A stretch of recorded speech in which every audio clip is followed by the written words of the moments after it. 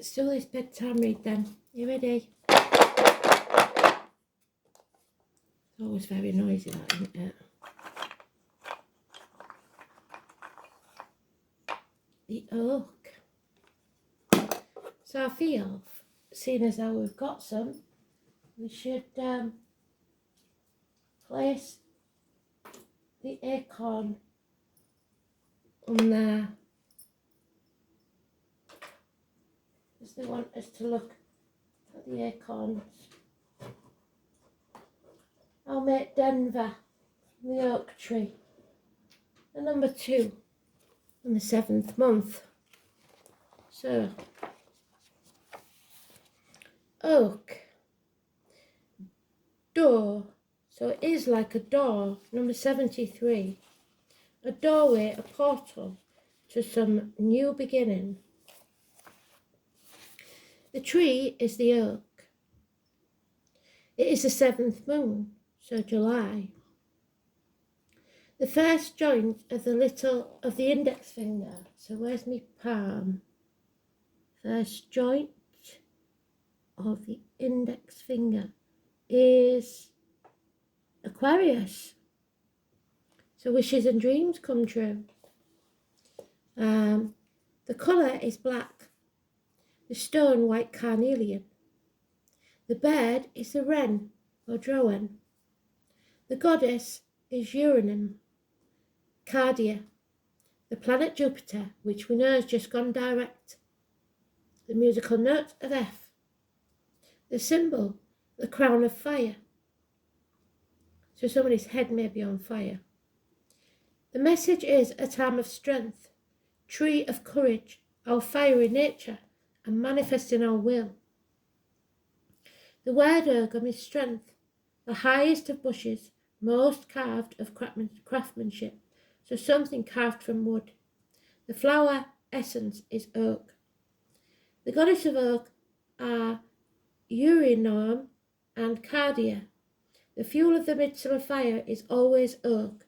The fire of Vesta, I think that's why they called the matches Vesta, was fed by oak. Deer means door. It is the tree of endurance and triumph. So if we stick at it, we will win. Its roots are said to extend underground as far as the branches reach upwards. Magical properties: sun, fire, protection, health, money, healing, potency, fertility, and luck.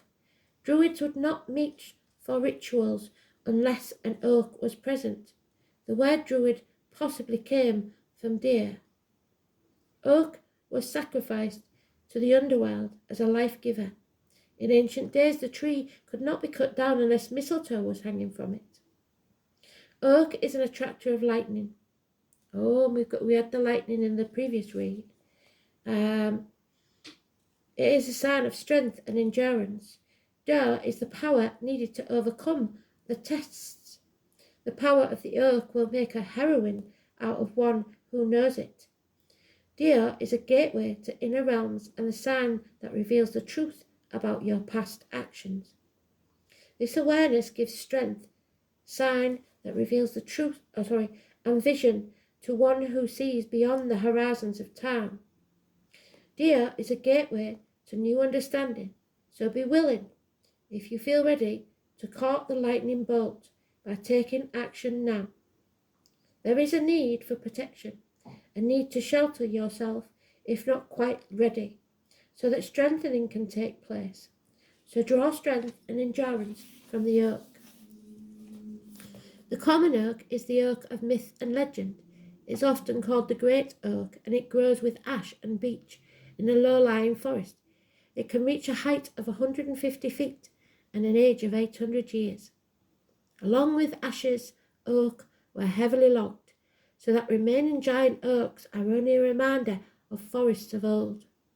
Common oak are deciduous, losing their leaves before sour wane and growing near leaves in the spring. They are occasionally cultivated in North America, as are the similar native white oak, valley oak, and Oregon oak. Other oaks common to this area are the red oak, water oak, grey oak, live oak, and post oak. All oaks are members of the beech family. I am a god. Who but I sets the cool head aflame with smoke? I caught the lightning bolt, but my feet are rooted in the earth. I am the stout guardian of the door. And we said this morning, didn't we? We are protected. In this cycle of the moon, turning around the earth, Imogen sings, I am a god who sets the head on fire. So as people are going to be losing the head. Fire is almost definitely all around us. The fire of the sun has reached its peak. The night now is of its shortest length. We celebrate with the fires of the midsummer celebration, lighting even the shortest nights. So July. The sun's light has now reached its limits of its growth, and soon the dark will begin to advance. But it will be a while before we begin to really feel what is happening. For now, this climax of the power of the fire is where we place our focus. And if you remember in July, I believe, there was the eclipses. We've just had recent ones, but the last 6 months, the energy. The light of the sun is essential in maintaining life and growth, and now is the time to internalize it and store it in some inner place within where we can tap into it when it has begun to weaken. So hibernate and make sure you've got enough stocks to see you through the winter. So in this season, we are trying to set ourselves on fire within ourselves by using the power of the sun to achieve this. There is, in the spiritual teachings of the East, a fire depicted, rain-headed serpents, so those in the ear of the snake, that coil up along the energy channels of our body, gaining strength as it reaches each energy centre of the body until it bursts forth at the crown of the head, the white crown chakra, manifesting as a great light. This Kundalini energy is available and worthy goal of the season, and it's there for everyone to tap into. As the moon waxes, we turn our attention to the sun's heat, paying attention to how we absorb and utilise it within. On the lull moon, we come to the coiled serpent of our aroused, sometimes sexual energy, which will, if acknowledged and put into play in great spiritual act, we shall indeed set our heads on fire. As the moon wanes, we further internalise this, making our captured power of the sun's zenith secure at the centre of ourselves, so that even in the coldest and darkest depths of the dark, it will be able to guide us and fuel us. I am one with crown of fire. She is awakening. Magic is afoot. She is arising. She is dancing. She is glowing. She is radiant. She is brilliant. She is beauty. Turn back the wheel lest we burn. She is splendour. She is shining. She is setting. She is fading. She is dying. She is peaceful. Magic is afoot. On the earth, in the air, through the fire, by the water, I am magic, the oak moon's daughter. Uranus is the great goddess mother, creatrix, ruler, the goddess of all things. She was born out of chaos, and immediately she set about separating the water from the sky. She began a beautiful and sensuous dance of creation across the water. She danced faster and faster until a great wind grew behind her. Uranus caught this wind in her hand and created a great snake. The name of him was Ophion. So again, the snake, the year of the snake. Ophion watched Uranus dance across the waves and was filled with lust. He coiled his body around the goddess and made love to her as she danced. Transforming herself as a dove, the goddess birthed the universal egg. So the world is sometimes depicted as the universal egg, the number 21. And as the egg burst open, the earth spilled forth. So the summer equinox, I believe, is the 21st of June. And all the plants and animals were born. Uranus was pleased with her creations, but when she saw Ophion strutting about, boasting that it was he who was responsible for this marvellous creation, Uranus banished him from the heavens. Uranus also created the 7 planetary powers. Theia, Hyperion were given the sun and the power of illumination. Phoebe and Atlas given the moon and the power of enchantment. Dion and Crux were given the planet Mars and the power of growth. Metis and Coeus were given the planet Mercury and the power of wisdom. Themis and Uranus were given the planet Jupiter and the power of law. So Jupiter, like I said, is going direct, and the power of law may be enforced. Rhea and Cronus were given the planet Saturn with the power of peace and truth. Uranus, wide wandering, refers to her as the moon travelling across the sky. She was called Exalted Dove, or Aya, by the Sumerians. From space I arose, awake in the great nothing, that is all potential, the great swirling field, the empty void of space, all that can be, all that is, my joy so complete. Being overcome with delight, my body moved in ecstatic pleasure, ripples of laughter bubbling forth. I am lost in intensity. I dance forth creation, dividing earth and sky, and dancing on the waves, birthing the north wind, creating my joy, lost in my dance. I am all that is. The wren is the king of the birds, and we know that it's connected to Jenny, don't we? Jenny Wren. It's got a little sticky up tail, and it's a tiny bullet of a bird. Its attributes is charm. Wren teaches the gift of song and good cheer, and one begins to participate in the celebration of life. The wren symbolises wisdom and divinity. It is difficult to actually see a wren. On the new year, a young apprentice druid was given the task of travelling into the countryside in search of a wren. His task actually that of finding a hidden wisdom. So it's very lucky if you see one.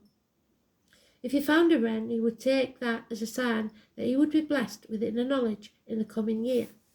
So finding a creature small and elusive to the point of invisibility was a metaphor for finding the elusive divinity within all life. So if you see one, you will be blessed within the year. Troglodytes is what they used to call us in Trogbar. The wren is one of the smallest European birds. Colouring is a rich chestnut brown, barred with dark brown above.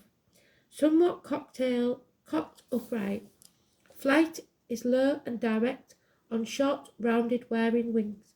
Their call is scolding chair or sharp tick, tick, tick, the song of the musical extended series of rapid trills and clear high notes, usually ending with a flourish that is astonishingly loud. Wrens have always flitted through the undergrowth of our culture. Druids kept wrens for divination. In Celtic mythology, the wren was the oak king, but it was killed at the winter solstice to make way for the robin, the spirit of the new year. Medieval folk observed the direction in which the wrens flew to determine their luck.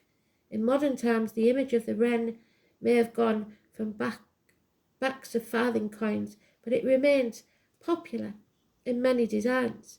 Even though the early beliefs and folklore has been forgotten, the wren still has a nest in our affection. A wood without a wren is a very sad place.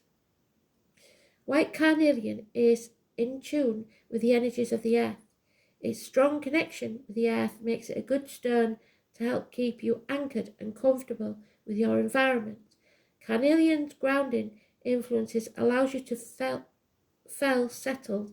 That should say feel, I believe. Feel settled and more secure. Carnelian stimulating energies influence the reproductive organs, and the stone has long been used as a fertility symbol for that reason. Carnelian can also help to stimulate creativity, so we are creating something new. It seems to have a clearing effect, dispelling the negative energies as it replaces them with positive ones. This can make it easier to find your direction, and its grounding effect can make it easier for you to feel in control of your life. This makes carnelian a good stone for people who feel like they're going nowhere. Carnelian can help with motivation, allowing you to find the energy to make the most of your life. It is also said to help purify the blood and the liver, giving you more physical energy.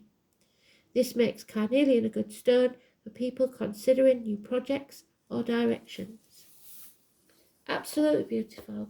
With 3 beautiful reads there. I'm just going to load them. So good night, God bless, take care.